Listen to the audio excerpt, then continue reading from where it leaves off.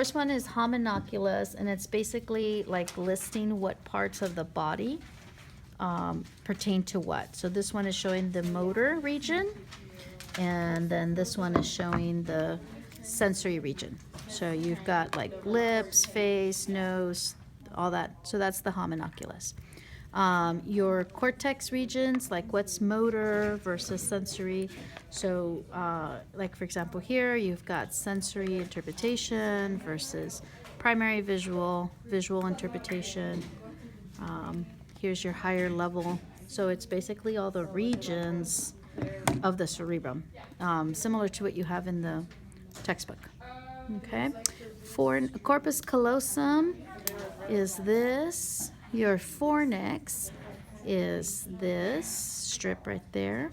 And both of these are white matter. This is the septum pellucidum, and that's white matter too.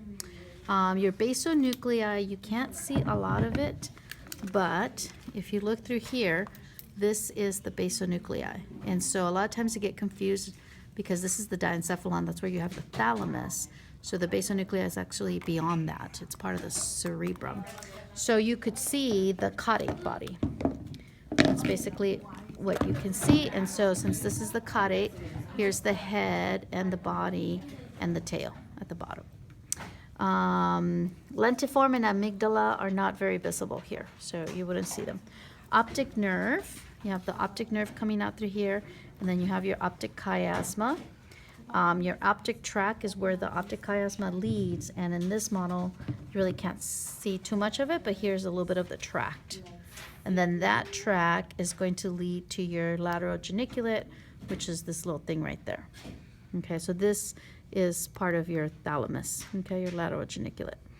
Then we go to the olives versus the pyramids. The olives are right here. In this one, it just looks like a bump. On this side, it just looks like a bump too. In another model, this is colored green.